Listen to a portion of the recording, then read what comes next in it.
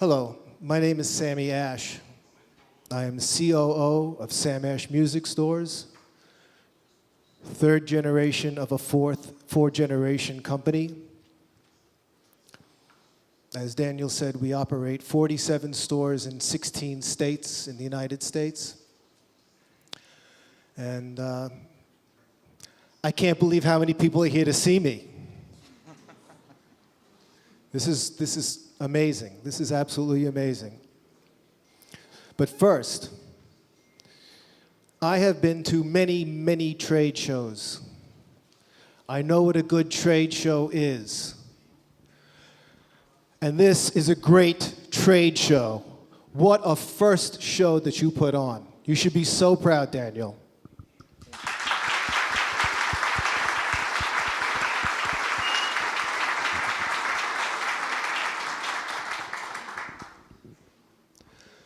When I was asked to come by NAMM at first, I saw this as an opportunity to meet more like-minded people in my industry. You may be on a different continent, but our hearts are basically the same. I've had enough of American dealers, and I'd like to learn more about you. I've had nothing but a great time. Daniel has been a fantastic host. I've met a number of retailers so far, all very wonderful. And I'm really having a wonderful time here. So, what else would you like me to talk about? Because I can talk about myself all day long. Vamos começar, então. Vamos começar. Eu acho que vamos começar pela internet, Sammy. O grande ponto hoje no Brasil é o conflito entre o comércio físico e virtual. Nós sabemos que nos Estados Unidos, vocês também lidam com isso muito forte. Vocês têm a Amazon. Aqui nós começamos com a Amazon. Vocês têm o eBay, nós temos o Mercado Livre. E eu queria saber como que vocês lidam com essa competição e o quanto você considera ela justa ou injusta. Eu queria te ouvir.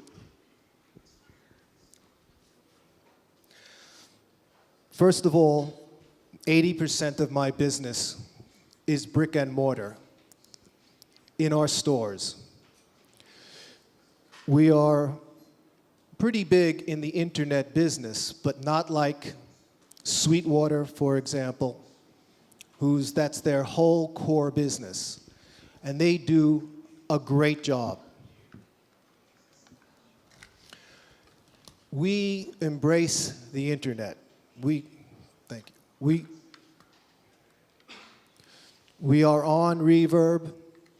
We are on eBay. We are on Amazon.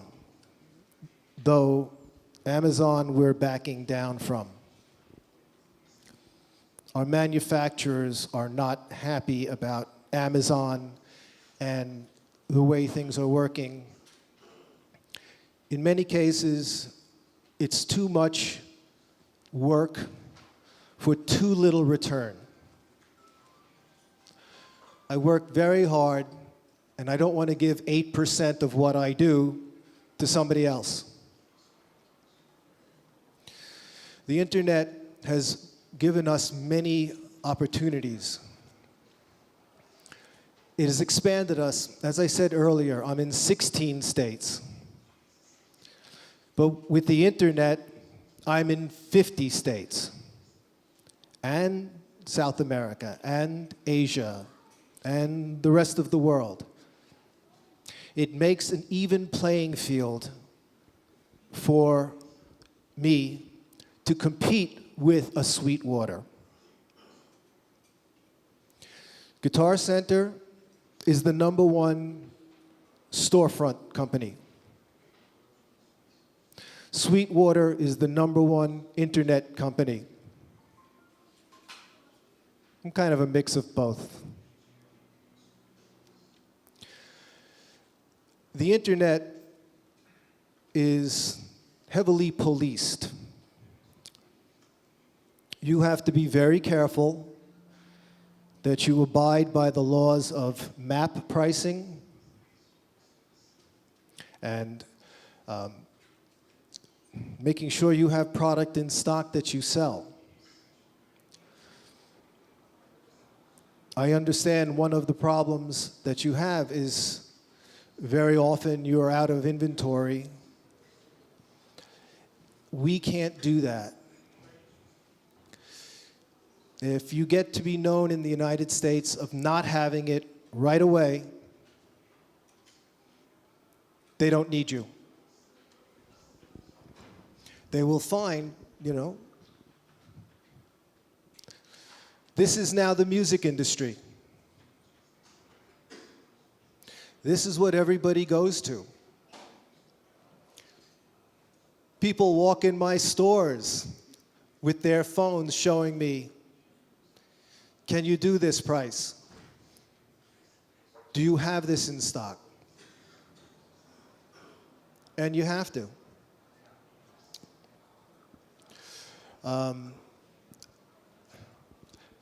But as I said earlier, majority of my business is in our stores. But the internet is growing percentage-wise faster than my stores are growing. We're seeing approximately a 20% increase year over year on the internet, which is very gratifying.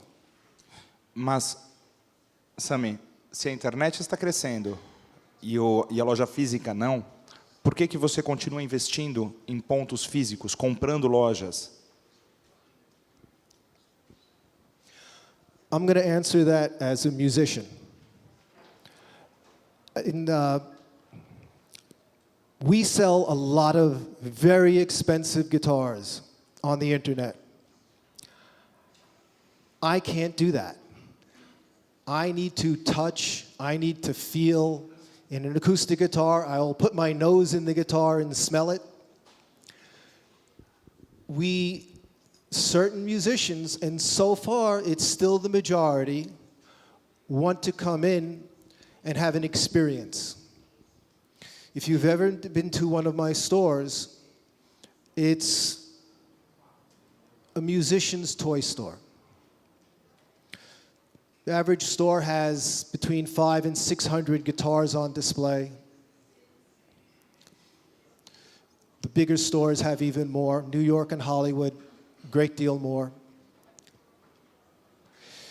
We are expert at pro audio. And our biggest difference between everybody in the industry and ourselves is brass, woodwinds, and orchestral. It's where we started. We will always stay. And it's a great way for entry musicians. Every kid starts on a violin, then goes to the guitar right away. Uma outra pergunta. Nos Estados Unidos, vocês têm o MAP Price, né, que é o preço mínimo sugerido nosso aqui. E no Brasil, cada estado, cada lojista, cada um faz o que quiser.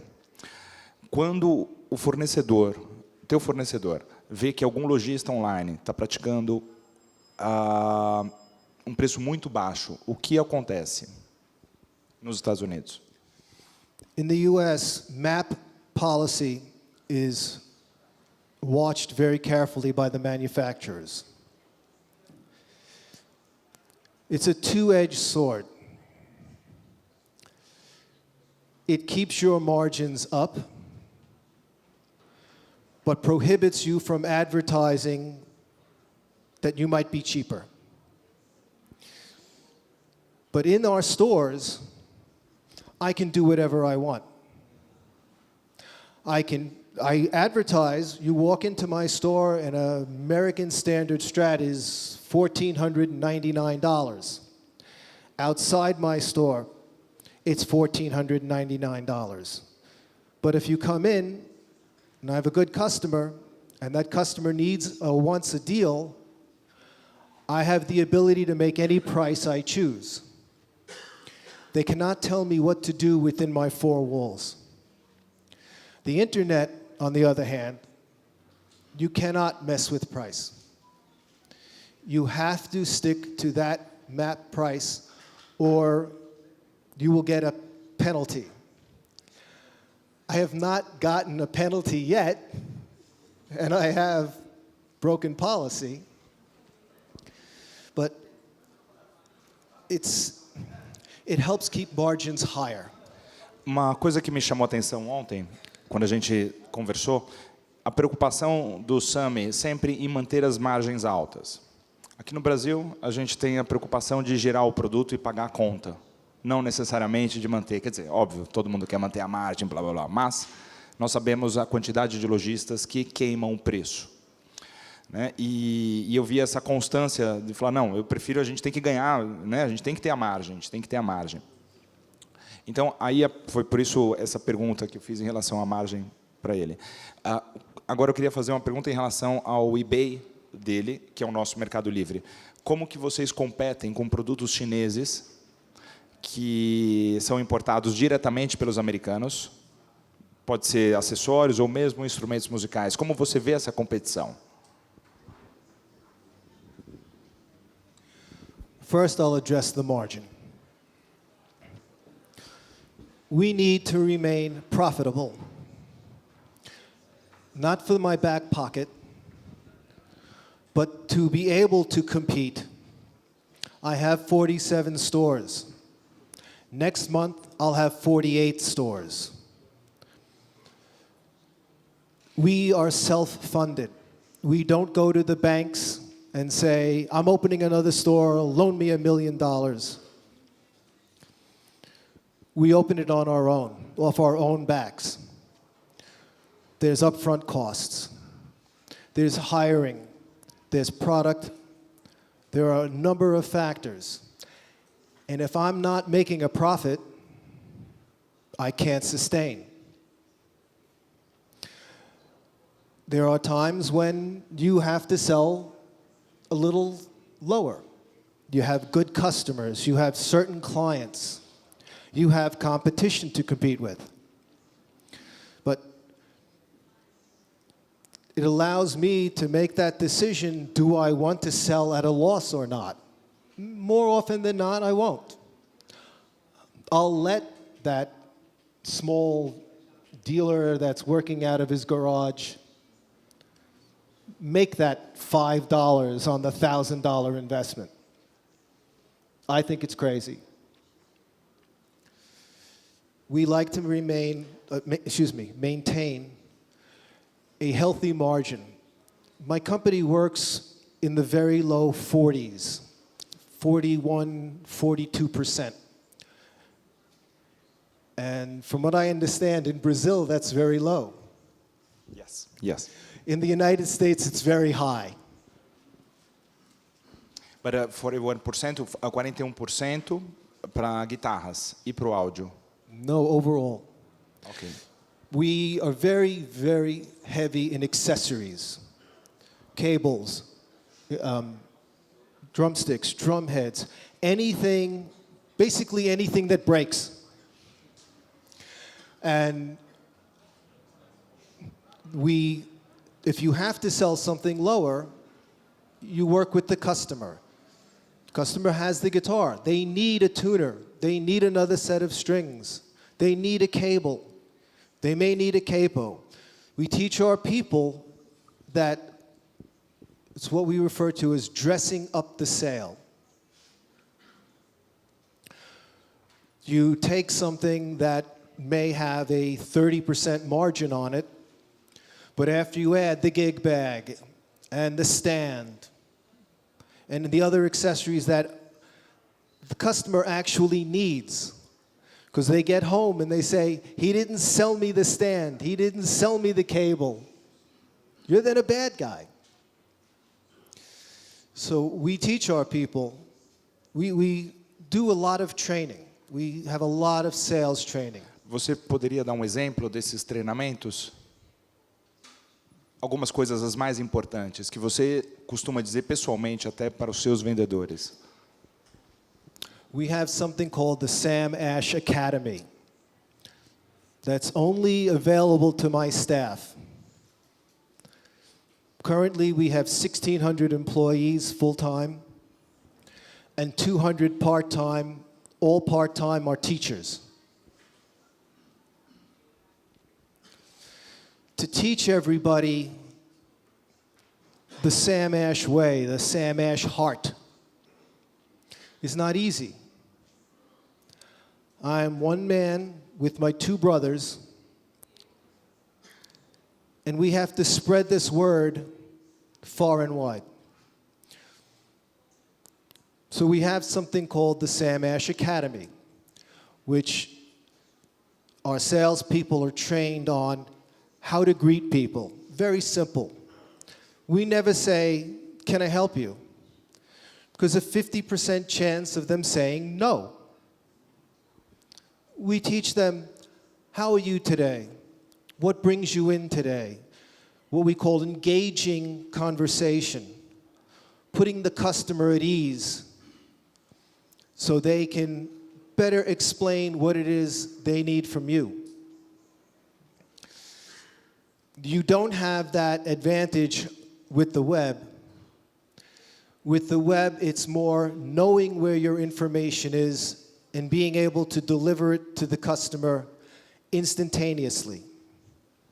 There's not a lot of sales. There are 20% of our sales do have a person engaged, but 80% is just point and click. So you need to have all the proper information, all the proper content, so you can educate the customer as well as educate your sales staff.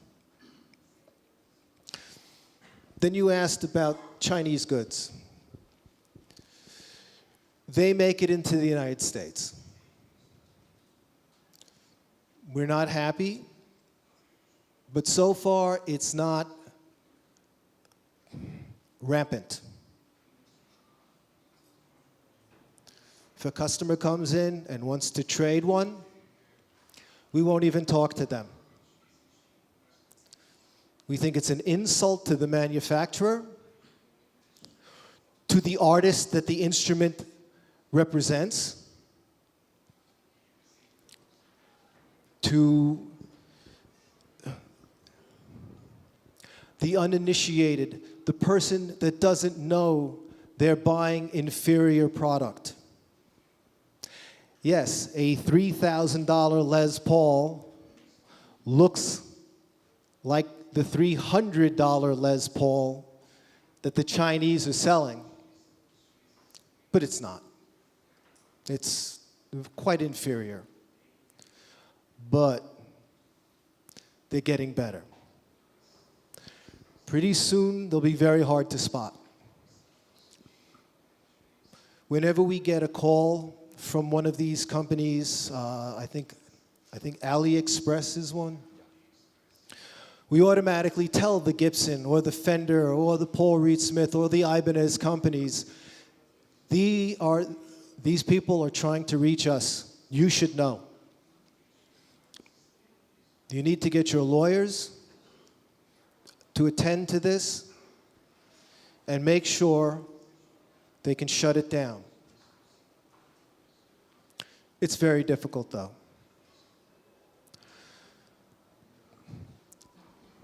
We don't see a tremendous amount so far. But either way, if somebody comes to trade in one, we will not touch it. A Gibson is a Gibson. It's not a Chibson. If anybody got that, I don't. É verdade, é verdade. O Wellington queria fazer uma pergunta. Eu queria abrir essa... Diga, Wellington, se apresenta. Boa noite a todos. Eu sou o Wellington, sou da empresa Shop Music, em Minas Gerais. E eu tenho uma preocupação muito grande quanto à questão do markup.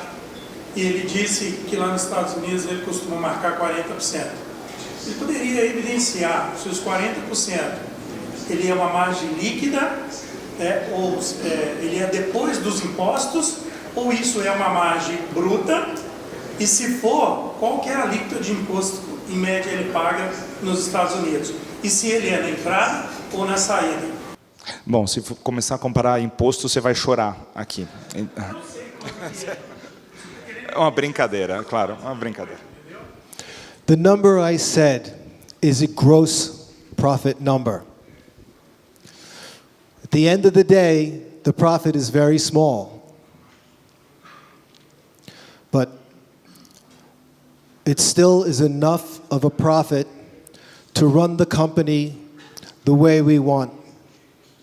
We have a lot of pride in our company. If we can't do something well, we won't do it.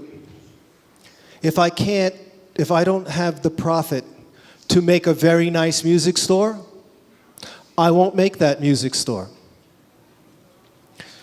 There's a lot of pride that we have. My name is Sam Ash because my grandfather was Sam Ash. I have 2 sons in my business. I have 2 nephews in my business. So we must maintain a certain amount of profit so someday they will take that business from me. Did I answer the question? There was some parts that he talked about. Eu vou falar em português, espera aí. Teve algumas partes que ele perguntou sobre a margem líquida, de fato, é isso, Wellington?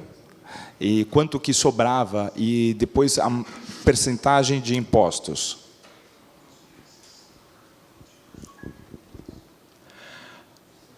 I cannot discuss my profit with you. I'm sorry. I would have very upset brothers. But you did ask another question, which was taxes. I'm sorry, but I feel very bad for you.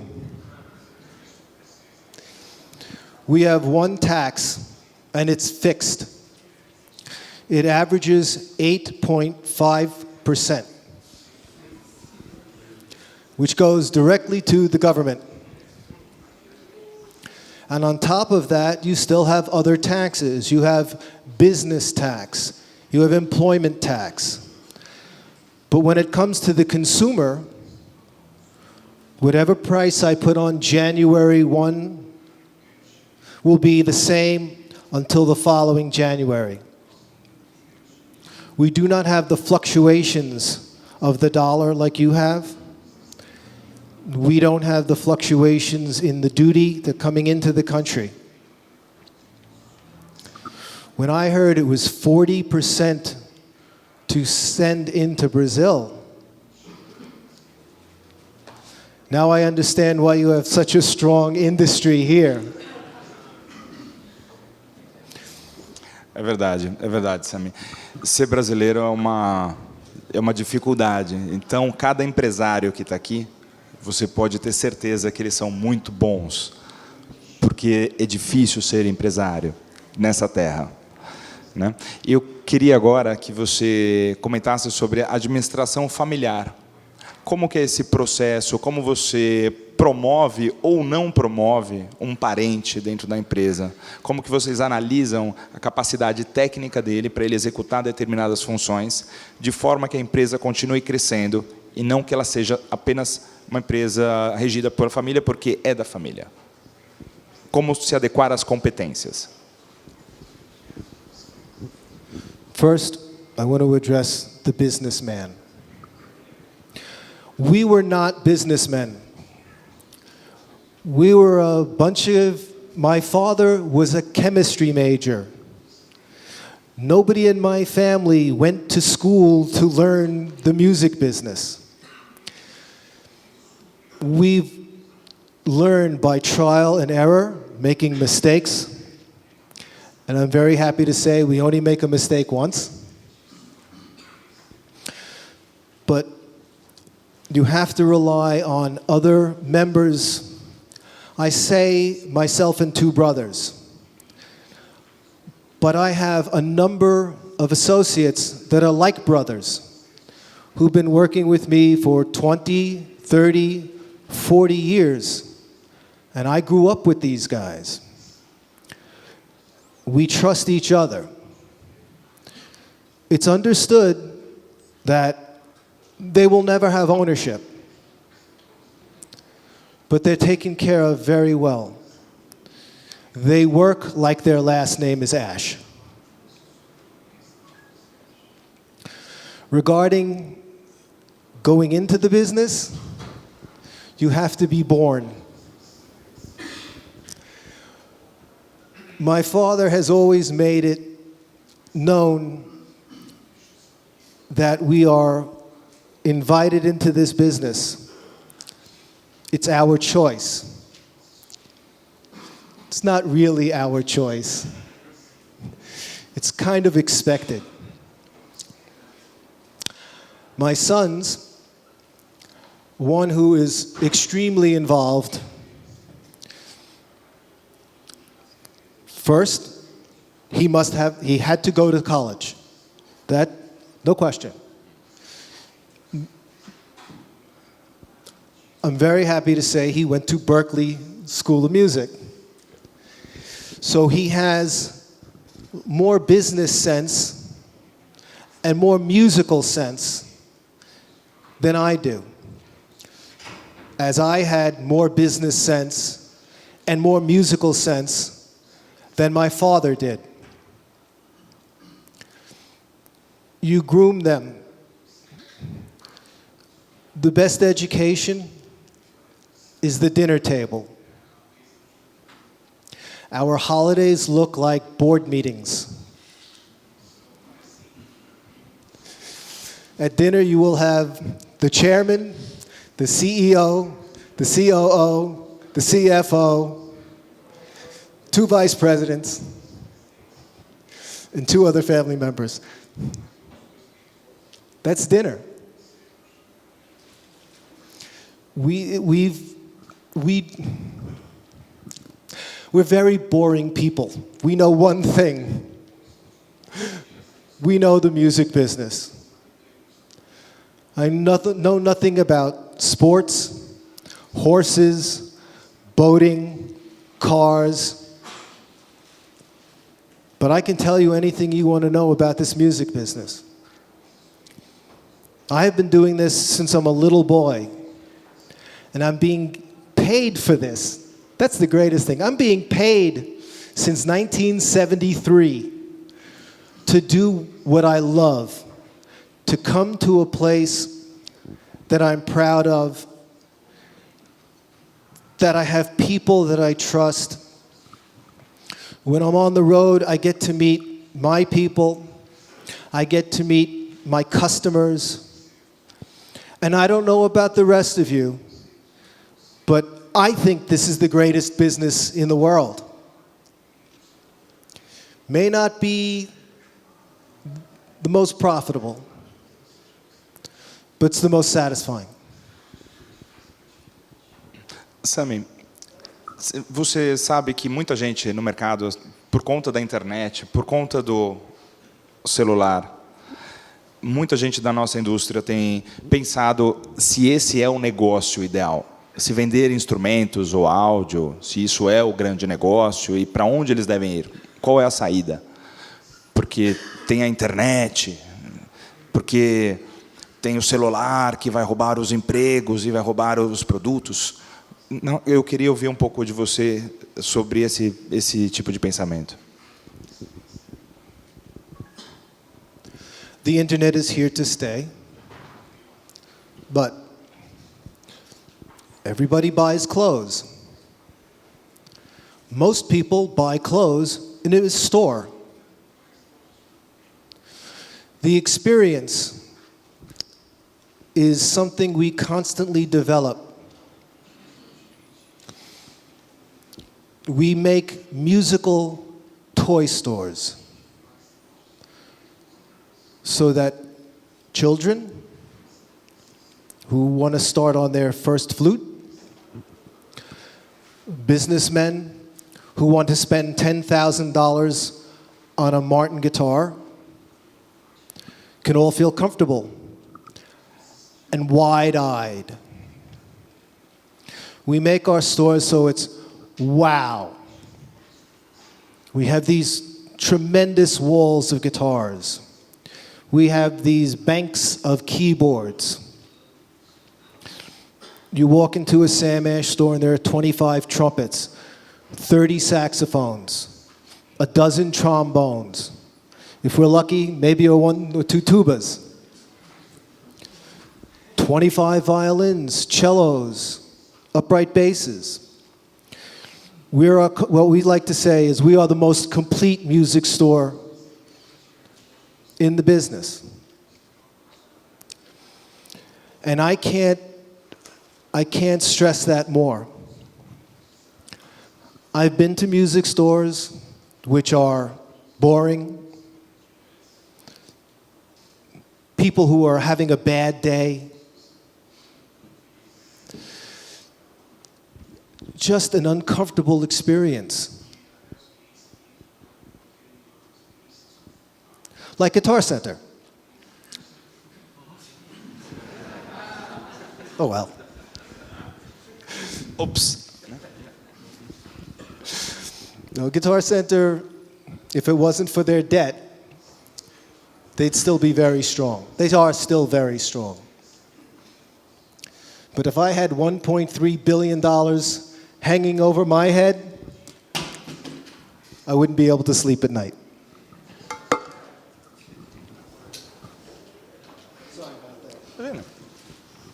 Isso não é uma dívidazinha, né? É uma dívida zona. Para o Brasil, quase que impossível, né? A gente pensar. Olha, quem tiver pergunta depois, por favor, pode levantar a mão, vamos fazer de uma maneira ordenada, mas pode sim. Eu queria antes fazer uma... I am here for Daniel, the show, and for you. So if you have any questions, if you have any questions, I will do my best to answer them. Ok, somente uma pergunta antes que eu queria fazer. Em relação ao número de marcas para cada categoria que você tem. Por exemplo, categoria iniciante, entry level. Quantas marcas você geralmente trabalha para a categoria intermediária e para uma categoria premium? Vamos falar de guitarra, por exemplo. Real entry level, under $200. We bring it upon ourselves to import. Fender, Epiphone, Yamaha, nobody is supplying me with real low end. But you must have real low end. When somebody wants to start on a classical guitar, we feel we owe it to have $89, $100, $130, every step. Also, all sizes, half size, 3/4 size, full size. When you get a little bit above that, the $200 to $400 range, we're with everybody. Epiphone, Ibanez, Takamine, Yamaha, Fender, ESP. But sempre marcas, nunca um produto sem marca. Sempre você trabalha com as marcas. O que eu quero dizer é... Às vezes, não é comprar um produto que não tenha um trabalho no mercado norte-americano.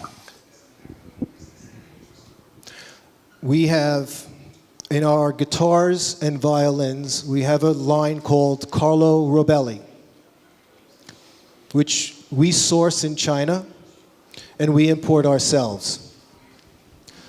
For brass and woodwinds, we have a brand called Jean Baptiste. As we were discussing yesterday, what Yamaha considers a student horn in the United States is $1,300, $1,400. I don't know many beginners that can afford to start on an instrument like that. So we bring in beginner instruments of good quality. That's number one. If it's a $199 flute, it's the best $199 flute you will find. at 60% gross profit. That's where the margin. Ok, got it. Mas vamos lá, o Luiz Gustavo primeiro, Antônio, depois você. Queria fazer uma pergunta. Não, levanta, Luiz. Luiz, levanta só para o pessoal te ouvir. Então, eu queria saber se as ideias dele entre o comércio físico e virtual estão alinhadas com as ideias dos filhos dele. E se ele tem adolescentes mais novos que os filhos, e se por acaso ele conversa com esses adolescentes, e se as ideias desses adolescentes estão alinhadas com essas ideias dele. One of the reasons I have a fourth generation is because they are more attuned. I did not grow up with computers. I'm 60 years old. When I was 30, my father told me I was too old for my job, get somebody younger.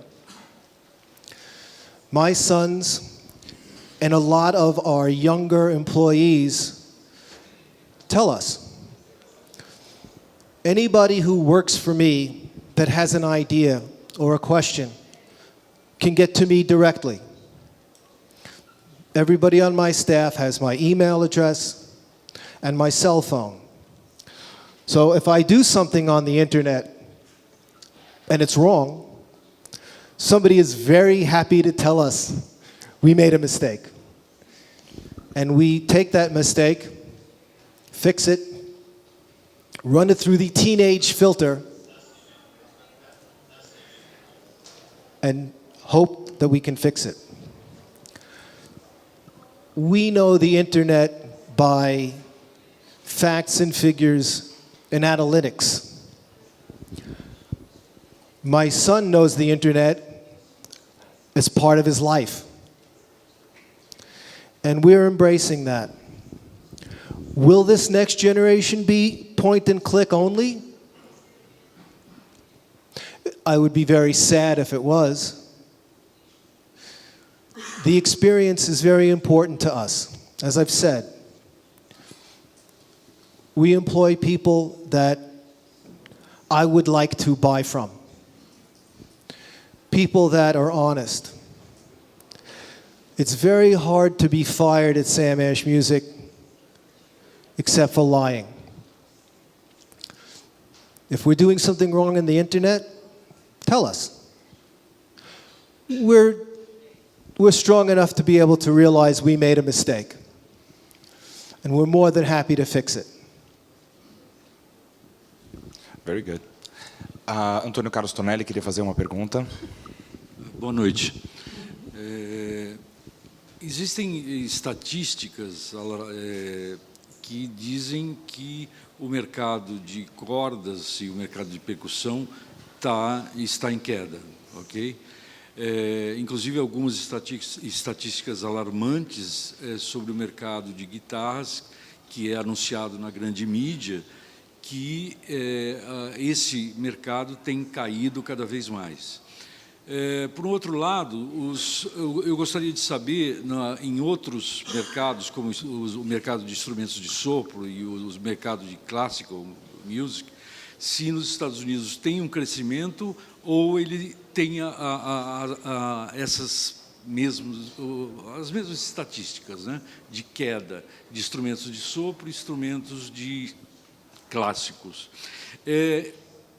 Só para completar a pergunta, é que no Brasil, por exemplo, os mercados de instrumentos de sopro e clássicos vêm de igrejas, os novos músicos estão vindo de igrejas. Não existe uma educação musical que venha de outros setores, né? Hoje, os novos profissionais estão vindo da igreja. Como é isso nos Estados Unidos? Falando um pouco do mercado de cordas, falando um pouco de mercados de sopro e clássico. First, I want to address guitars. Guitars are up. My business is only up a little. Guitars are up a lot. I don't know but I know Guitar Center guitars are up. I know Sweetwater guitars are up. The United States, the guitar market is healthy. With brass and winds and orchestral, we're very unique. Guitar Center does not carry these products at all. The only people that compete with us are small dealers, mostly that teach. One of the reasons we do have a thriving business in brass and winds and orchestral are the schools. Most schools in the United States have musical programs that start at 3rd grade and go up. Certain places like California, where they've had budget cuts, they've removed the education. Those stores show lower sales. We also teach in 32 of my 47 stores. And we give advantages to rentals, purchasing. If you're one of our students, you're one of our family. We take care of them. Muito bom, muito interessante. Então, das suas 47 lojas, 32 você tem loja, você tem escola, você tem uma escola própria. Yes, the 32 schools are inside my stores. Some of my stores are too small for a school.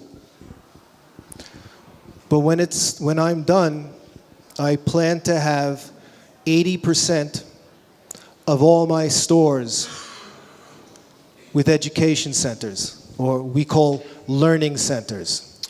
Sammy, qual que é a sua relação com a comunidade, com o seu bairro? Cada loja, como que ela se relaciona com escolas de ensino, com escolas de música, com hospitais, enfim, com qualquer outro tipo de comércio? Como que você trabalha isso? We're very community-minded. Explica. We work with the churches. If a church or a school is having a fundraiser, we are more than happy to give out gift certificates to help them out. Schools often will come to us needing certain instruments, and they don't have the budget. We will offer a nice discount. At the entry level, it's more important to put an instrument in a child's hands than to make a lot of money. We need to constantly start. One of NAMM's main focuses is teaching music in the schools. They are very active with it. There's one big group called Little Kids Rock, which is now national, and it's a different curriculum teaching the fun of music, as opposed to sitting a child down with a metronome. Tick, tick, tick, tick, tick, tick. They sit a child down with a drum set and go. Ch, ch, ch, ch, ch. They put an electric guitar in a child's hands if they don't want to play a violin. It's reacting very well because these children are learning because they're having fun. I wish I had fun when I was a child. I was forced to play piano. I'm a terrible piano player. It wasn't enjoyable. I was forced to play the saxophone. I was not a bad sax player, but the girls don't like sax players. They like guitar players. So I became a guitar player. And that is a big trend. We have a saying, you rent the trumpet to sell a guitar. Você sabe, Sammy, recentemente, não muito longe, eu conversando com um lojista aqui em São Paulo, e falando para ele de um caso de uma escola de música de uma amiga minha que foi lá naquela loja, falando, olha, eu sou professor, sou diretora da escola, e eu queria comprar esse livro, um livro grande do Tom Jobim. Posso ter um desconto? Ela mostrou o cartão de visita, e ali o gerente da loja falou, não, você não pode. E ela falou, mas então a gente pode criar uma parceria com a minha escola e aí então eu poderia ter um desconto? Não, não pode. E eu fiz essa pergunta porque é importante ouvir de você a tua mentalidade em relação a como vocês lidam com a comunidade, em relação ao desconto, em relação a deixar as pessoas bem-vindas dentro da sua loja. E ela não ser somente um ponto de compra, mas um ponto de encontro e de relação. I hope you didn't introduce me to that person. They closed. Eles fecharam. I consider that very small-minded. You are nothing without the customers. They have choices. They don't need me. They like to buy from me, but they don't need me. Nobody needs a $4,000 guitar, but they want the $4,000 guitar. So we make that available. Schools very often do something called a school bid, B-I-D. And it's a large selection of instruments that you're competing with somebody else blind. They don't see your numbers, you don't see theirs. You either win or lose. We work on very, very thin margins. Because once you get a school, once you get an educator on your side, they want to tell everybody. And if that educator deserves a discount, you give that educator a discount. Because one person could represent 100. Com certeza. Uma pergunta lá no fundo. Boa noite, Rogério, sou da Bahia, Feira de Santana, da Som Brasil, instrumentos musicais. Eu queria saber de Ash como é que se faz a relação da empresa dele com a indústria. Se a indústria entende que o Ash, nesses 13 estados, nessas 48 lojas, ele é a extensão da indústria ali naquela comunidade. E se eles respeitam essa atuação dele na sociedade, no sentido de experiência nossa, né? Às vezes o cliente entra na loja, vê o produto, fecha, a gente tenta fechar a licitação, é um valor maior, aí ele liga para a indústria fornece direto do produto para aquele cliente. E a gente fica... Eu queria saber se eles compreendem que a empresa que está ali, a vitrine que eles querem que o produto esteja lá, se eles compreendem que nós somos funcionários deles também, que precisamos estar ali fazendo a parceria de estar junto, participando do mercado.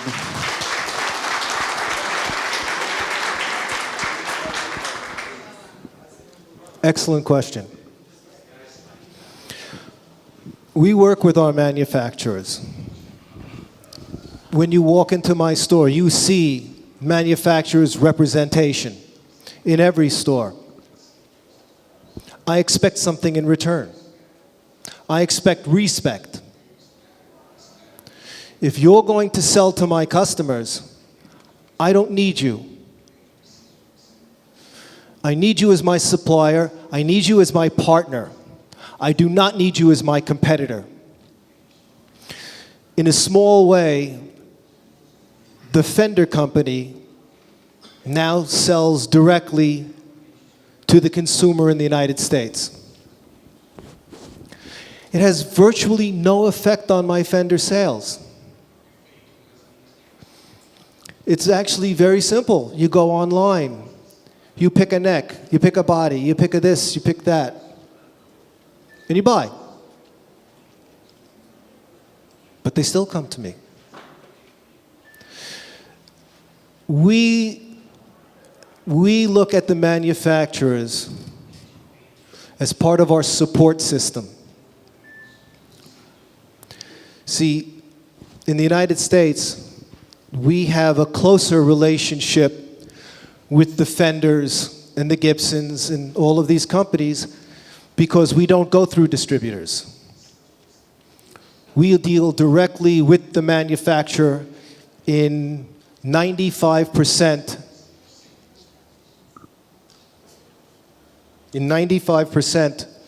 of all we do. That takes a lot of money, space. You can't be my competition because I'm respecting you. I expect you to respect me. On the rare occasion, and it has happened, where the manufacturer has done that, we fight with our money. I've shown you how much business I can do. Now I'll show you how much business I won't do.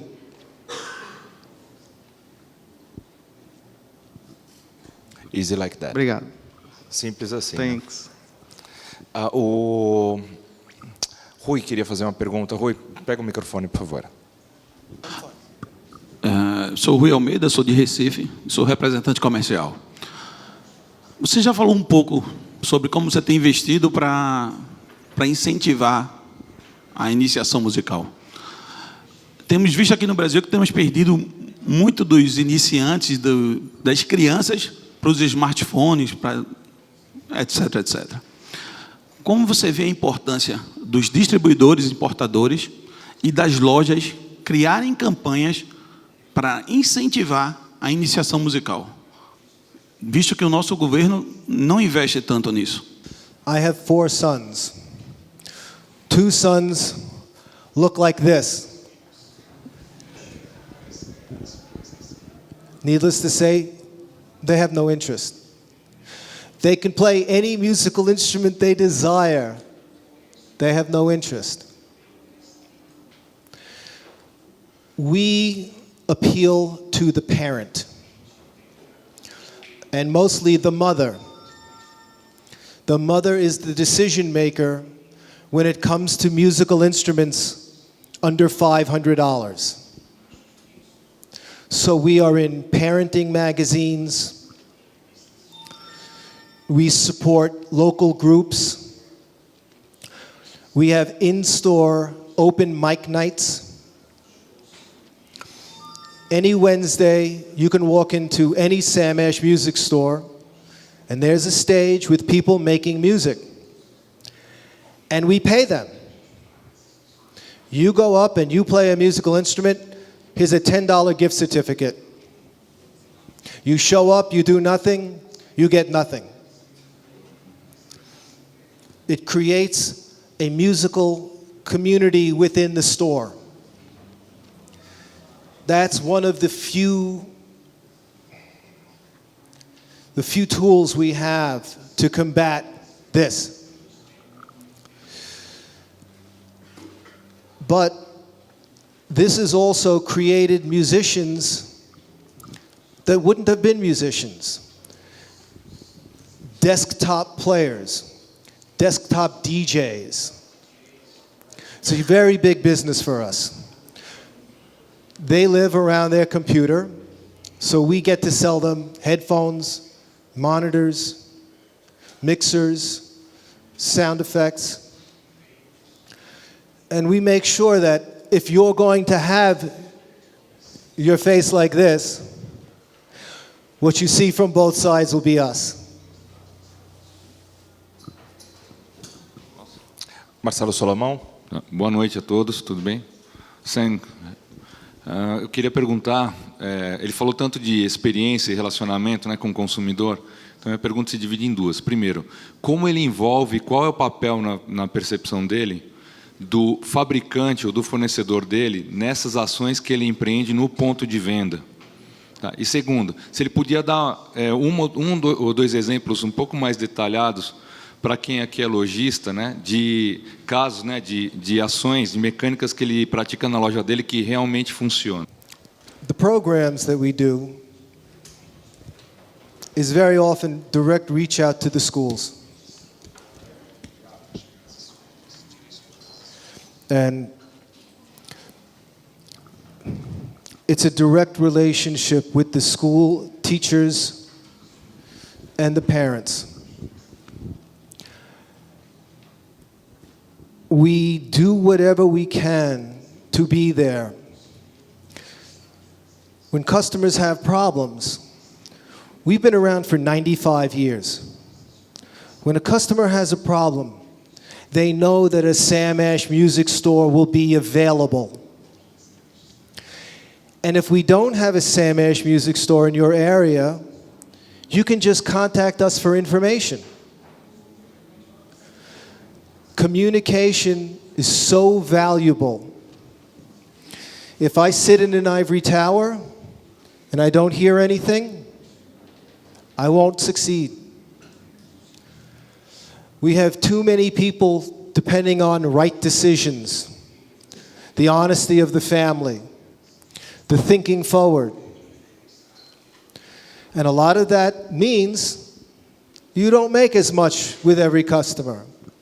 If a customer is in need, you bend over a little bit, you help out a little bit. As we say, I'd rather make a low profit than no profit.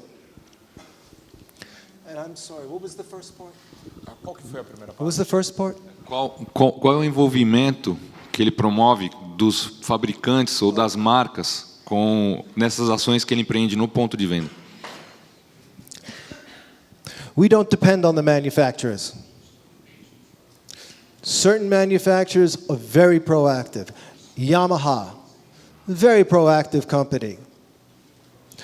They bring me clinics. They bring people to our stores, and we never charge for a clinic, ever. Certain companies that start with a G. Não pode falar, é com G. Começa com G, mas não pode dizer qual é. Not proactive at all. Our conversation is product, discount. Not, what can you do for my community? They're, even before the bankruptcy, it's just not what they consider important.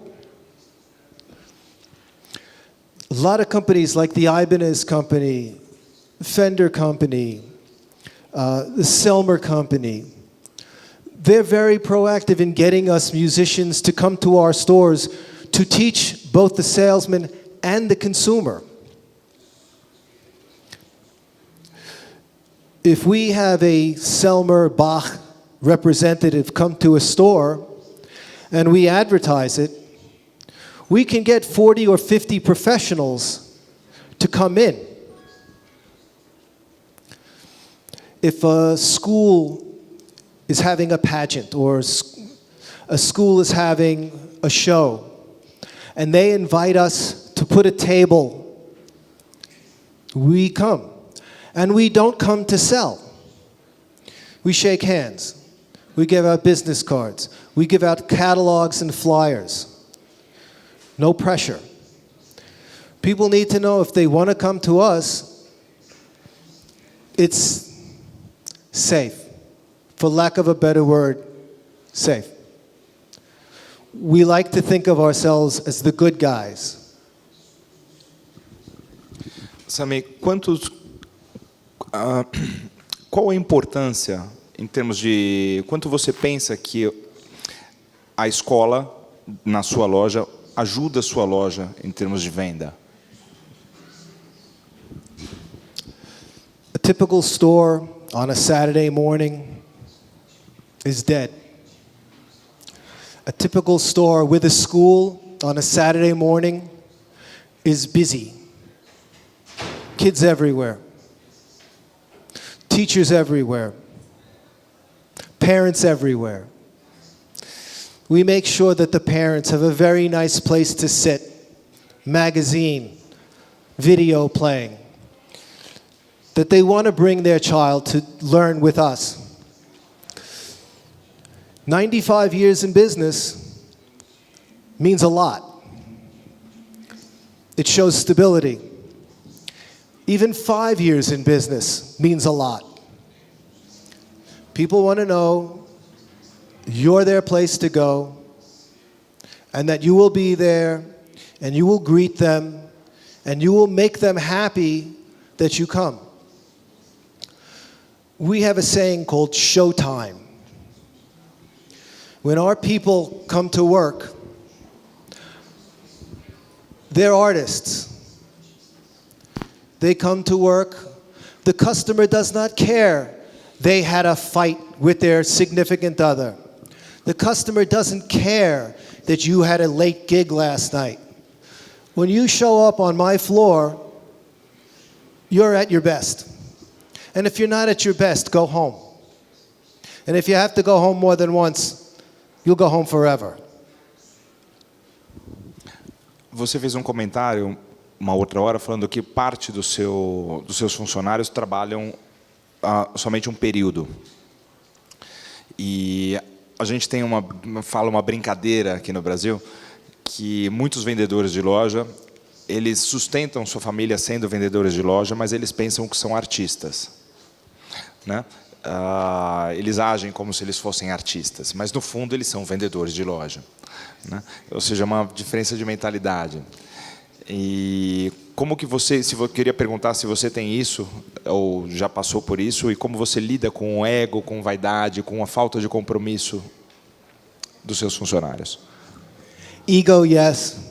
Vanity, yes. It's rock and roll. It's part of the job. You have to make concessions along the way. I can't have everyone look and act and talk like me. The customers would be bored. They want to see tattoos. They want to see crazy hair.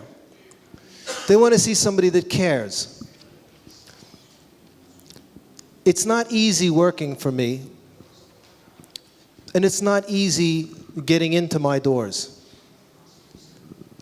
You have to have something that guy did not have.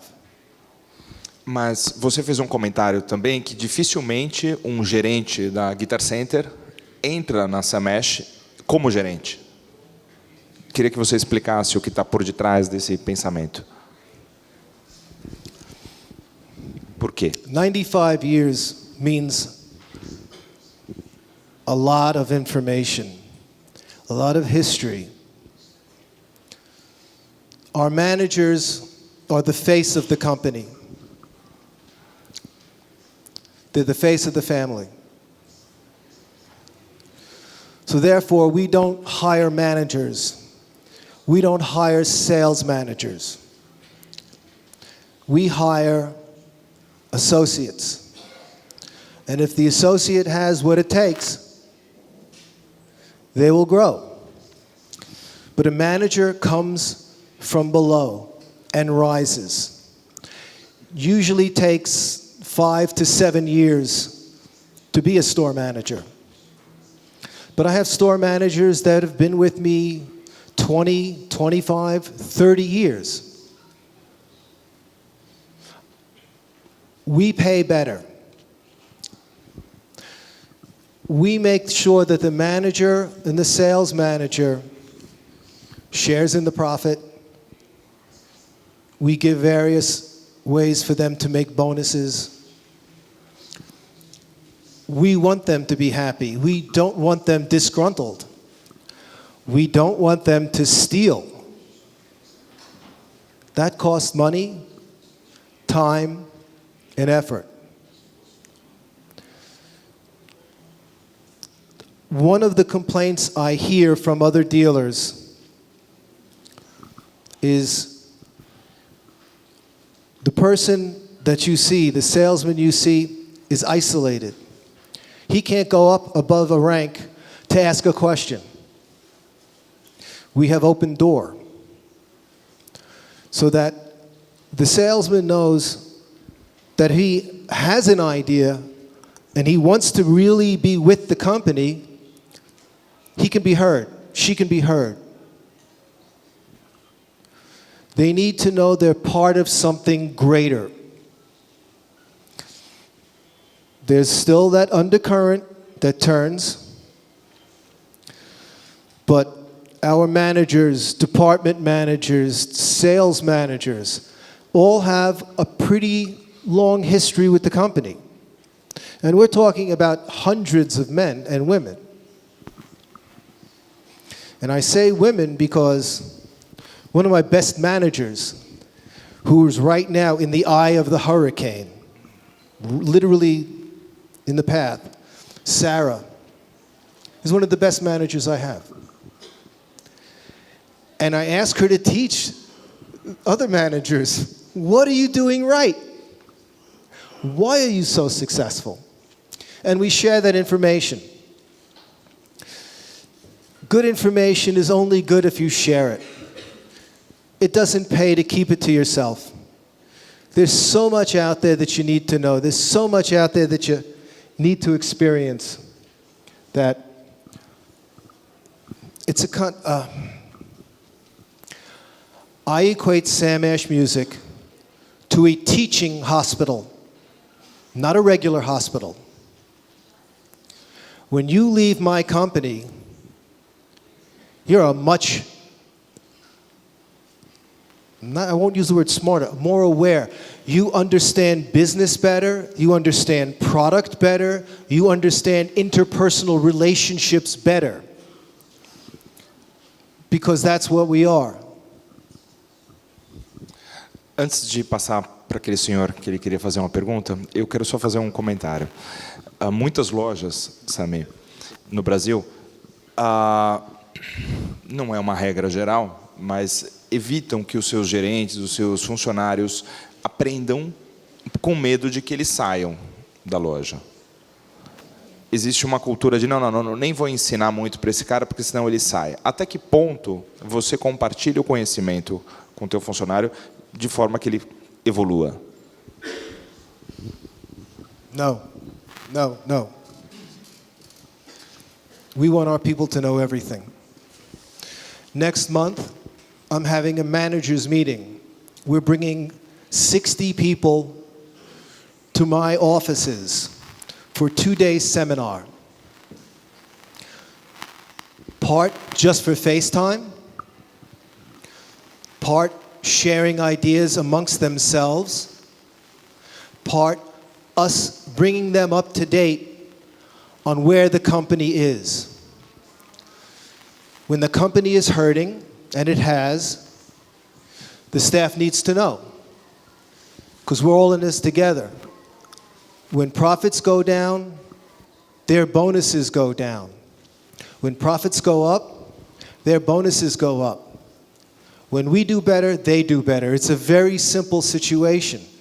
So I want my managers to know, I'm really not afraid of them becoming my competition. It has happened. It's rare, but it has happened. To open up a music store is not cheap. You have overhead, you have rent, you have instruments you have to buy, you have to finance. It's not for everybody. It's not for the faint of heart. Ele queria falar alguma coisa? Ok, não. Tá, perdão. Meu nome é Eiji, eu sou da Yamaha. Eu queria fazer uma pergunta. Nós estamos no Brasil recentemente tentando sair da crise, né? É uma crise muito forte que afetou todo o mercado. E também eu sei que nos Estados Unidos passou por uma crise muito forte em 2008. Então, uma situação muito parecida em alguns aspectos. Só que os Estados Unidos conseguiu sair já, né? E eu gostaria de entender qual o momento que o Sam conseguiu entender que era o momento de apostar, de investir. Porque hoje, depois de uma crise, muitos estão sem crédito, muitos estão endividados, muitos têm um estoque muito reduzido, reduziram as suas lojas, mandaram uma boa parte dos vendedores embora, reduziram o seu quadro. E, para nós, assim, é um momento muito difícil entender quando é que o mercado vai apostar, né? Quando é que o fabricante pode importar mais e quando que a loja também ela pode investir. Então, esse é o grande momento de transição, de um momento que você segura custos para um momento de investimento. Essa transição, eu queria saber como é que ele se preparou e quando ele soube que era o momento certo para passar por isso. In 2008 and 2009, we spent more on our stores than we had in previous years. Stores get tired. Customers notice. If the economy is bad and you look bad, you're bad. Stores get shabby. Carpets wear out. Displays get old. We are constantly upgrading our stores, whether it's a good year or it's a bad year, because we're constantly preparing for the future. The experience that I've spoken about, as far as we're concerned, is everything. And the experience is all-encompassing. My bathrooms had better be clean. My toilets better flush. Why? Because when mother goes into the bathroom and it's disgusting, the store is disgusting. It's any little thing that could be wrong with your company that becomes the lasting impression. Right now, the economy is good, in spite of my president. No matter what, he has not been able to ruin that yet. Give him time. But now that things are better, we're making more investment. For example, with the tailor company, we've come up with a specific tailor wall, a display that is now finding its way into 20 of our stores. Within the next 2 years, it'll be in most of our stores. But that's just a wall. I take it the next level. I rip out the carpet. I put in wood flooring. Makes the instruments sound better. I get rid of the old ugly stools. I put a nice couch, a nice ottoman to sit on. The experience. It's always that, is what does the customer come away with? They're expecting a good deal. That's just understood. They're not expecting you to be great. The third word in our mission statement is wow. We want to wow our customers every day. Maybe it's the fourth word. But I keep coming back to that because it's important. We are not an island. I have serious competition. And if I don't watch what I'm doing, they will eat my lunch. So we work. You mentioned Yamaha. Right now I'm working with Yamaha on a special guitar display, audio display, and a keyboard display. They're now in half my stores. Once again, over the next 2 years, those will be in all my stores.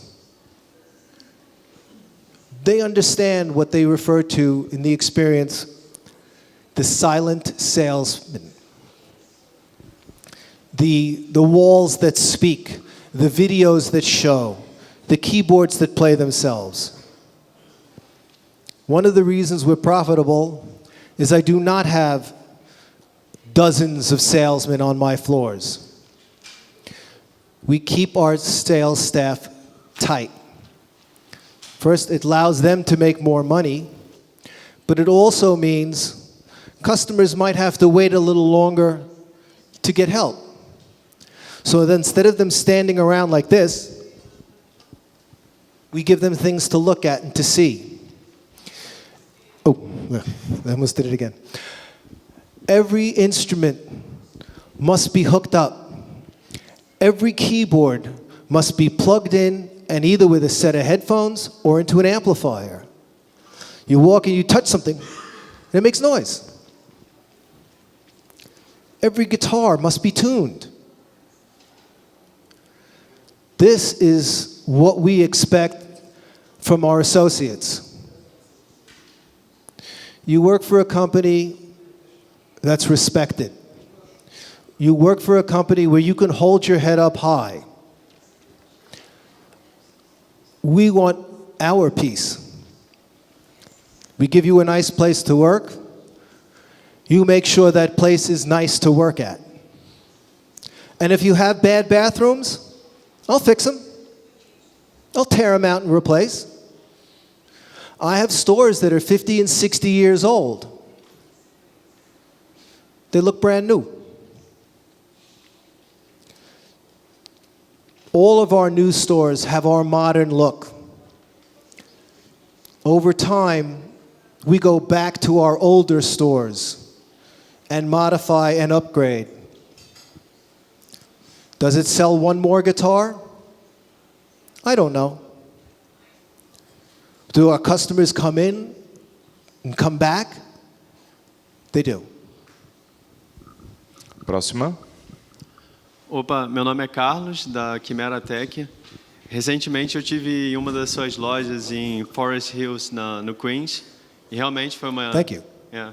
E realmente foi uma experiência muito boa. Também consegui um bom desconto lá nessa loja. Você também está bem-vindo aí ao meu stand, também vai ganhar um bom desconto, sei lá. Brincadeira, mas a minha pergunta é: quando você vem para esses eventos no Brasil, como vocês também investem em outras empresas, se vocês têm interesse de procurar uma empresa para investir, como tem vantagem também em relação ao dólar para levar uma empresa do Brasil? The one thing I'm learning about the Brazilian market is I know nothing about the Brazilian market. The education I've been getting is this is a very difficult place to do business. I don't know if I could survive in Brazil. Vice versa, I'm not sure you could survive next to me. We do what we do because we know it in the United States. We have no desire to leave the United States. I fly a lot as it is. This is my first trip outside the country in 20 years. But I'm flying to California, to Florida, to Texas, to Indianapolis, constantly, to make sure we say, inspect what you expect. Never assume it's good. Make sure it's good. For better or worse, my name is Sam Ash. My name happens to be on the door. It's an honor to my grandfather, not to me. There was a Sam Ash music long before there was a Sammy Ash. But it's my responsibility. Okay, you went to the Forest Hills store. They're slated, if you ever go back, you will see a new wall in the Forest Hills store that'll go in February. The Forest Hills store is one of our smaller stores. It does not have all the great things that the bigger stores have, all the great displays. It just physically can't handle it. Next time, come to New York City. Then you'll see something. Oi, mas quem que estava querendo agora? Ricardo, gostaria que você... Ricardo Dapsi. Onde? Mas sempre uma boa colocação, Ricardo. Por favor. Bom, você me pegou de surpresa aqui. Bom, acredito que essa questão da educação que ele colocou é uma questão muito importante. Nós tivemos uma grande oportunidade que foi pouco aproveitada. Acredito que nós devemos investir mais nessa área e que o exemplo que ele dá aqui é categórico nesse sentido. Nós precisamos nos voltar para as crianças e deixar de pensar que são as crianças as culpadas do iPad. Acho que nós somos os culpados de não atrair as crianças para a música. Me desculpa não fazer uma pergunta, Bravo. me pediu Bravo. me pegou de... Mas acho que esse é o desafio. Música nas escolas. Very good. We don't depend on outside. That's why we have these schools. We're only teaching 5 years now. So for 90 years, we didn't. When we started, we made mistakes. But we feel it's important. I'm here as a representative of NAMM University. And I believe in NAMM University. There are all kinds of tools that you can go to on their website to start on how to develop a school, how to reach out to parents and teachers. Even if it's a small, in-the-corner teacher-student situation, it's utmost important. You're 100% right. If I wait for that kid to take his eyes off that screen, I will wait forever. If I hand a violin or I hand a trumpet to a kid, I have a chance.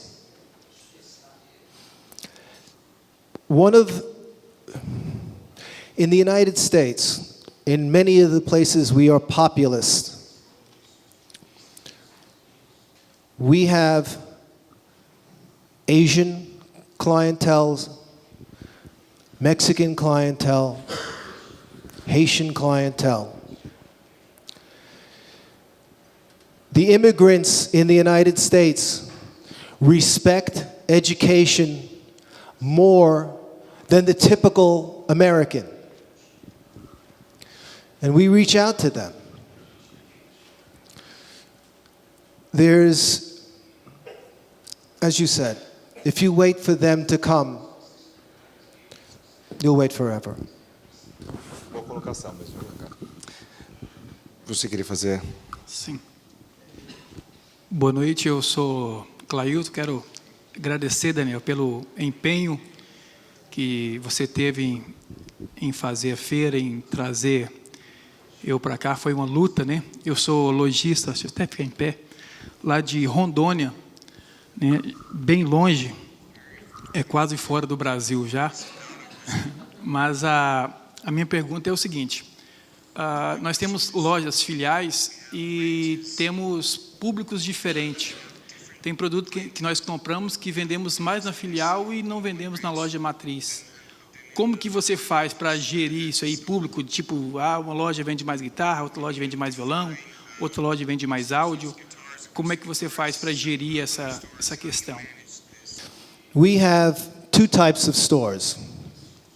The A store, which has almost everything. And then the A+ store, which is New York City, Hollywood, San Antonio, Texas, Miami, Florida. Those stores have everything. If you want a Neumann microphone for $2,800, they have it in stock. The other stores all share the same mix. We don't favor certain stores. All stores have a very similar mix of product, which makes it easier on the buying staff.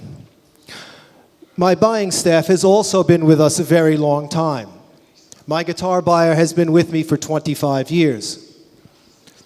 We have developed programs that allow them to buy large amounts of various instruments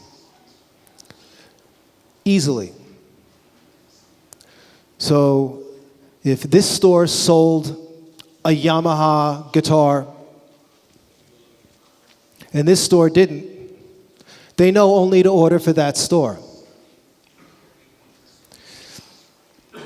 When I talk about the experience, the only thing that really separates our stores are size. Typical SamAsh music store is 21,000 square feet. They go as low as 8,000 and as high as 45,000. A 45,000 square foot store takes a lot of gear to make it look full. We stock them differently. We stock them deeper. But if you walk into SamAsh Music Forest Hills, you walk into SamAsh Music Huntington, New York, you walk into SamAsh Music Torrance, California, and for the most part, it'll be the same inventory. What will be different? PRS colors, Gibson colors, Fender Custom Shop more in this store than in that store, Gibson Custom Shop more in this store than that store, because we recognize certain salesmen can sell certain things better. But we also pull from one very large inventory in Florida, so that the store that doesn't have everything can have that product tomorrow, except on a Saturday. But if you come in on a Monday, if you go to a SamAsh store that does not have that high-end Neumann microphone, and you come in on a Monday and buy it, I'll either have it at the store or at your house the following day. So all stores can be as powerful as any other. Sammy, como você escolhe uma marca nova para trabalhar dentro da loja? Então, quando alguém oferece para vocês uma determinada marca, qual que é o teu processo de escolha? O porquê você opta ou não opta por trabalhar com uma marca nova? Ou um produto inovador que você não tem certeza que vai ou não vender? We are musical instrument geeks. I and everyone I work with are musicians. If it gets us salivating, if it gets us going, we feel maybe our customers will feel the same way.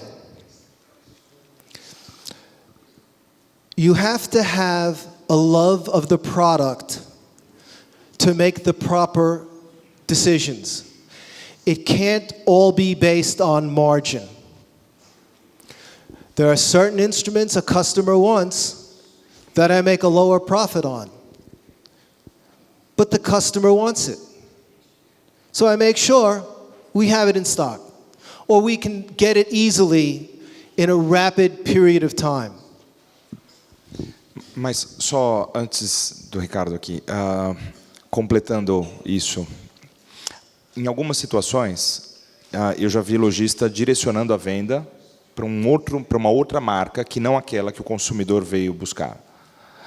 Ontem você fez um comentário sobre o seu approach em relação a isso, quando o consumidor chega na loja e fala, eu quero comprar a marca A, e você não tem, ou você tenta revender outra, como que é o seu processo? We produce between 5,500 and 6,000 receipts a day. Some customers come in, they know what they want.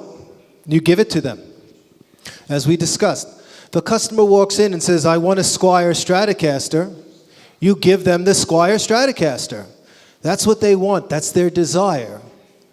If a person comes in and says they want a guitar, That's where salesman comes in. And yes, we teach our salesmen to steer towards more profitable goods. Guitar A, guitar B, guitar C. They're all of the same quality. They're all of the same vibe, quantity, quality. Which one should you sell? The one I make the most money on. Very simple.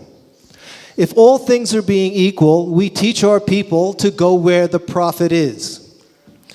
Since they work on commission, it's to their advantage to be the good salesman and direct the customer to the proper product. And then to make sure to dress up that sale, to make sure they go home with all the proper accessories. Some people say it's being a pushy salesperson. I say it's doing the right thing by the customer. How often did you sell a beginner guitar for the customer only to get it home and can't tune it and broke a string? We suggest the tuner. We suggest this extra set of strings. We suggest a stand or a bag or a case. Even if they come in for that Squier Stratocaster, which I make a nice profit on, we can still make that sale more profitable. Ricardo agora. Sim, ele está falando sobre a importância da venda de adicionais, né? Acho que isso é muito interessante, mas eu queria que ele nos contasse um pouco sobre a importância que a NAMM tem como associação para o negócio mesmo da música do lojista, do varejista, que é o conjunto da plateia aqui. E também como que participa o fabricante e o lojista dentro da NAMM. Né? Excelente pergunta. Até porque a gente tem a Anafima e a gente está querendo desenvolver mais essa área do varejo e não que torne-se um clube só de fornecedores, mas a gente tem que ter uma comunidade muito forte. E isso a gente se espelha muito na NAMM. Obrigado, Ricardo. We have been a member of NAMM since the 60s, 1960s. We go to all the trade shows. I go winter and I go summer. And I learn. And I meet and I shake hands. Those are my partners. I'm nothing without my customers. I am nothing without my suppliers. We need to make sure. If you go to the NAMM website, you'll see tremendous amounts of tips, ideas. If I can suggest, if you could make it to a California NAMM show, they run seminars all day long. How to be a better retailer, how to work with the internet, how to take care of your people, how to compensate. It's a very good resource. It's a very good library of information. And it's a click away.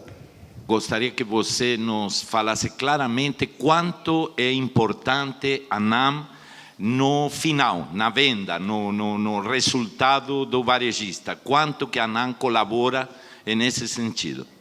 Once again, I go back to the NAMM website because we take excerpts, which NAMM allows. We take excerpts off the NAMM website and we put it into our SamAsh Academy. I'm only one retailer. The information at NAMM is from many retailers who've been in this business a very long time. And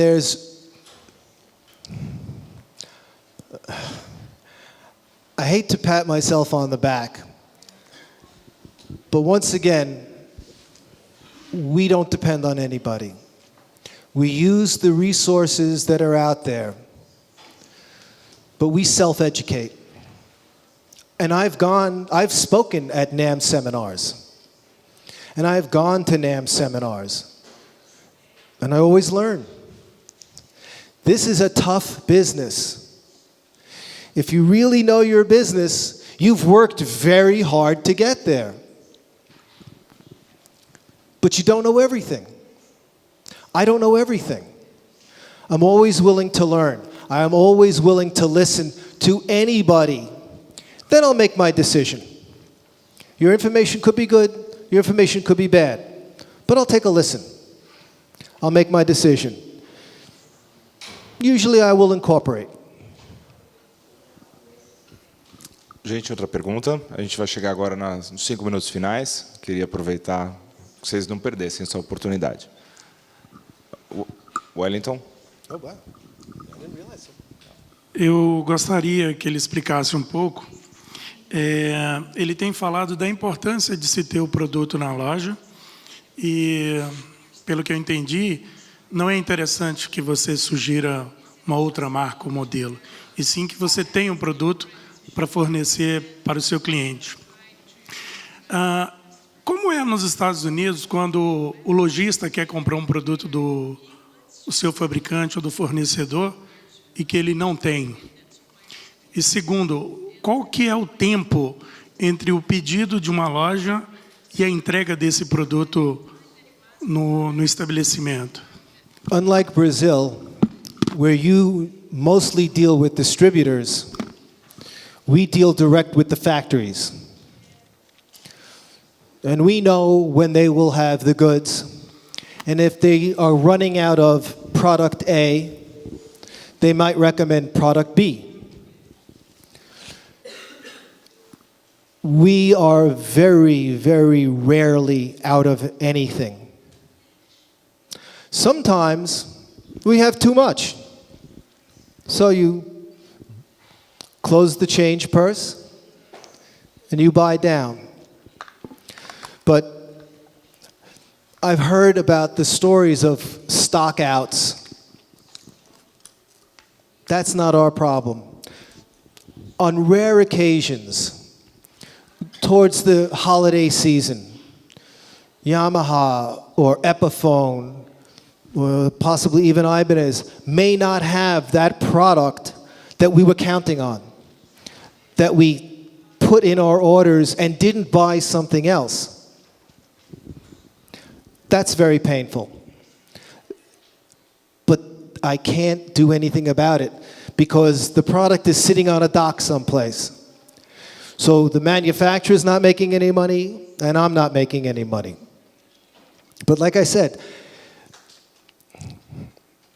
I don't have the problems that I've been hearing about that you have here in Brazil.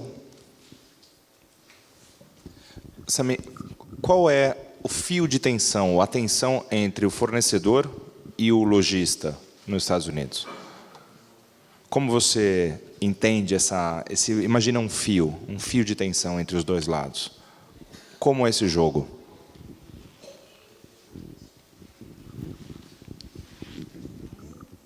It's a game. It's a little bit of a game. We keep our suppliers happy. They ask us to try something, we'll try it. We are looking for the ability to be more of a partner to our manufacturers than an adversary. If Gibson tomorrow says, you're no longer a dealer, which they have done twice, that's very painful. Because when you don't have Gibson, your Fender sales suffer and your PRS sales suffer because you're no longer complete. So these days, we kiss Gibson's behind a little bit. Mas alguma vez você falou não para alguma marca? Yes. Foi difícil para eles? Yes. Explica para a gente agora. No matter what the product is, I am generally the second or third largest dealer. So it's painful for both sides to lose Sam Ash. We account for some 5 to 10% of several of our manufacturers' domestic sales, not international sales, but domestic sales. And I go back to the word experience. Gibson and Fender want to be in our stores. They want to have as many hooks as we'll allow. It's to their advantage. Because if you're looking for a Gibson selection, you have Guitar Center and Sam Ash, and that's it. The smaller dealer can't afford to carry 45 Gibsons on display, and I do. My average store has 15 Les Pauls, $699 to $4,500 in stock.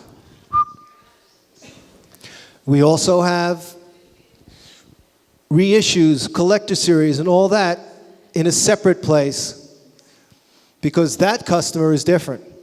That customer doesn't want the $4,500 Les Paul that's on the floor. That customer wants the $4,500 Les Paul that's never been played. So we give you your choice. You want to be like me and go into Sam Ash music and play and touch? You want to be like the other person who just wants a box? Fine. Either way, we are happy to deal with them. Outra pergunta, quando a gente estava conversando ontem, ele falando sobre o mercado de usados, né, a importância do mercado de usados. Eu queria que você contasse, Sammy, como que você trata alguém que chega na sua loja querendo trocar uma guitarra. Falou, eu tenho uma guitarra aqui, eu queria comprar uma outra, essa é a minha guitarra velha. Como é feito esse processo? Used is very important. Used business right now is 9.5% of my total business. I'm trying to bring it up to 10%. I'll go back to the Les Paul. A customer wants a Les Paul. And quite often, they want to buy a new one. But not everyone can afford a new one. I'll have a couple used Les Pauls, a couple used Stratocasters. I have used violins, used trumpets, used everything. 10% of my inventory is used, and it changes every week. And the advantage to that is the customer who understands this comes back more often.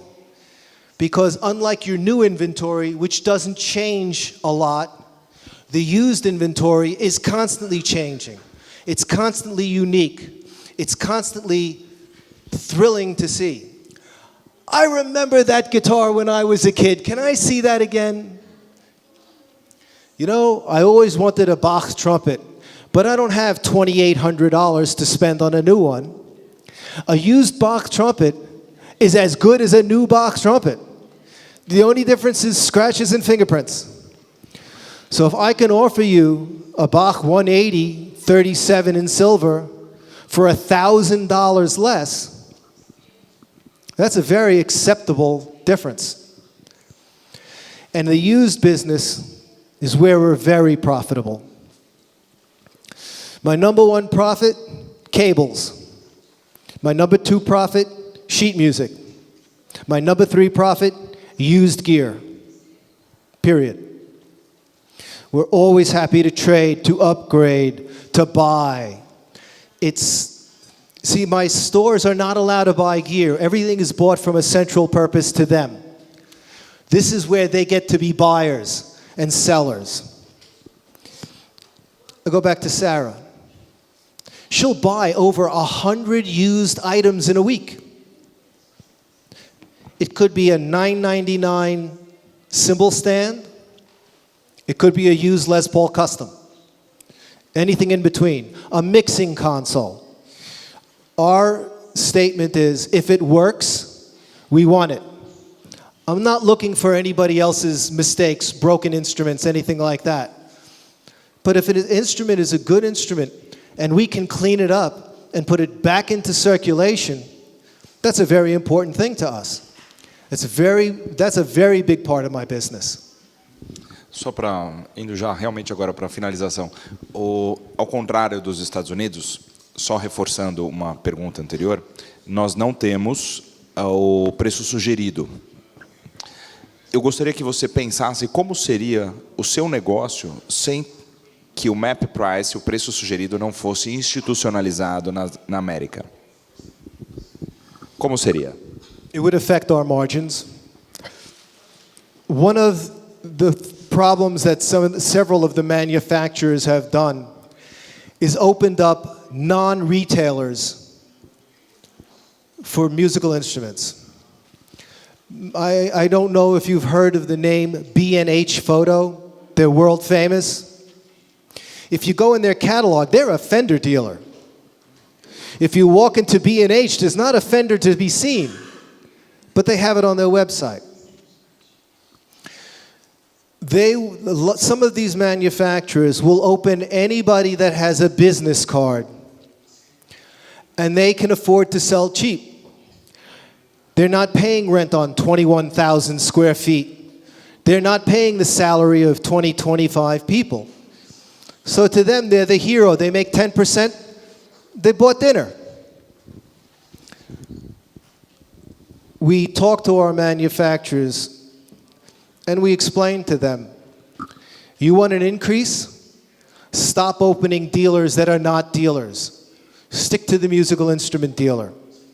Sometimes they listen, more often they don't. Agora tem alguém ali que isso. Vamos lá. A pergunta era quase essa. Eu sou o Júnior da Elo Musical de Bauru. No começo ele comentou que as fábricas monitoram os preços da internet. Que ações que essas fábricas tomam quando encontram alguma loja vendendo muito barato? Quase igual.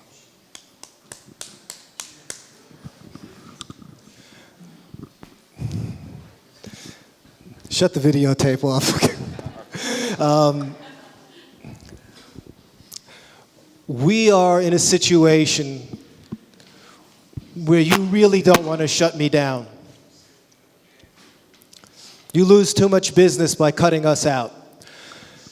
Some manufacturers will, if you sold this microphone at a discount online, they may say, okay, you can't have that microphone for 6 months, but you can have everything else. It's also, the manufacturer's advertised price is very strange because nobody is willing to discuss it. No attorney will discuss their process with you. They will hand you a piece of paper. But for the most part, because of who we are, we don't get punished. And most of the times, it is a mistake. It's an honest mistake on our part that we did that. And immediately, if we realized we did something and it was wrong, we fix it that day, and it shows up live in our system the next day. And the manufacturer, and we tell them, you check that price tomorrow, and that price will be right. We have 30,000 SKUs, 30,000 items in our computer, 12,000 active. There's a lot of room for mistakes, and they do happen. But they are always honest mistakes, and our manufacturers realize that. So usually it's, you know, Sammy, you sold that too cheap. Can I do that next time? We say, yes, we won't. Isso aí, mais alguma? Então, vamos lá. Alisson?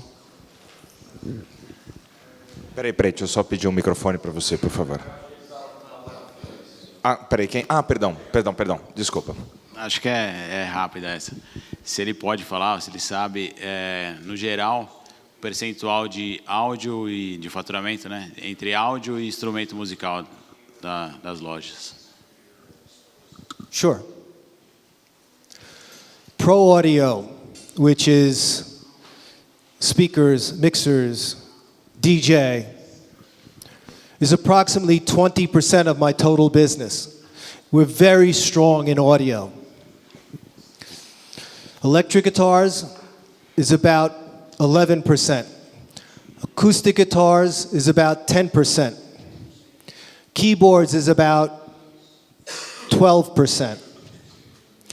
Brass, woodwinds, orchestral is about 5%. And I know there's other things that are adding up to 100 somewhere. But pro audio is a very important part of what we do. And it's so important that my brother, the CEO of the company, is still the audio buyer. That's how important we take a look at that. Eu gostaria de saber se o senhor tem ciência da fragmentação que estamos tendo no nosso mercado em eventos, vários eventos durante o ano, se já teve algo similar nos Estados Unidos e se teve essa experiência, quais foram, o que vocês aprenderam com isso, como o mercado reagiu após, se vocês lá tiveram alguma coisa possível. Please be more specific, I don't understand. Nós estamos tendo vários eventos em feiras. What do you mean by event? Feiras regionais e feiras que alguns fabricantes estão fazendo mês a mês, talvez 20 feiras ao ano, 20 eventos no ano. Já houve algo similar nos Estados Unidos? Se sim, qual o aprendizado que vocês tiraram após o que veio após isso no mercado americano? I cannot speak for the Brazilian market. I am only here one day, and I've learned a lot, but I haven't learned that. No. A trade show is a very big deal to put on. It takes a lot of time and effort. They're very happy that they only have to go to California NAMM, Summer NAMM, Frankfurt, and today, if you're a serious manufacturer, Shanghai. That's a lot of trade shows. We recently put on a show, regional, with just guitars and amplifiers, a real rock and roll show. But we invited all the manufacturers to do it, but we sponsored it. The manufacturers are just like the retailer. They're spread very thin. To remain profitable, they can't have an army of people working. So a trade show is a very expensive proposition. So instead of doing trade shows, they do learning clinics. Going back to the Yamaha company. Recently in Buena Park, California, we had a massive drum clinic for our people, guitar clinic, and brass and winds clinic. Not open to the consumer. Okay. Sammy Ash music is a mini trade show. Yeah, that's true. A última pergunta agora. Boa noite a todos, eu sou Eduardo, lá das Minas Gerais. Gostaria de parabenizar o Daniel, já fiz isso particularmente, mas de público. O evento ficou realmente muito bacana, dentro da proposta que você imaginou. Principalmente o evento do Sam, essa palestra. É muito bacana trazer um know-how de fora. Eu acho que um pouco diferente daquilo que nós, lojistas, estamos acostumados aqui no Brasil. Eu vou fazer coro com um amigo que perguntou alguma coisa ali, que eu falei, agora inaugurar a fase das perguntas legais. Eu vou te sugerir uma coisa. É muito importante ter a presença do Sam, a gente pega um know-how fantástico, mas vamos fazer um painel com a nossa realidade aí numa próxima feira. Vamos chamar lojistas brasileiros, convidamos o Sam novamente, aí ele senta do lado e vai ver como é que é legal fazer negócio no Brasil. Kidding. Né? Todo mundo riu aí. If my wife lets me. Todo mundo riu porque está todo mundo concordando comigo aí, que é bem fácil. Mas a pergunta que eu quero fazer só antes de fazer, fundamentar para os lojistas aqui. Vocês observaram que ele tem 48 lojas, segura o mercado americano pra caramba na mão, nós aqui extremamente desfragmentados, me perdoem alguns fornecedores, fazem com a gente o que querem aqui no Brasil e a gente, como bobo, a palavra não é outra, não estamos ganhando dinheiro e trabalhando sem ter a carteira assinada e os benefícios da CLT para eles. A minha pergunta para você, então, é: o que você, como um dos mais importantes lojistas nos Estados Unidos, tem para você, dentro da sua empresa, uma forma de tirar um fornecedor quando esse casamento do respeito, que aí eu achei interessante a palavra que você usou, ele deixa de existir nessa relação? O que são os valores que você espera de um fornecedor, de um parceiro, de uma pessoa que te dê suportes, tenha, e quando ele deixa de ter, você tira ele do seu portfólio de fornecedores? As I said before, we've shown you how much we can buy. Now I'll show you how much I won't buy. You as retailers need to stick together. You really need to band together and have a commonality and stand up to the distributors and manufacturers. I'm reluctant to say, because I don't know your market well enough, and I don't wish to look like an idiot. I do that enough on my own.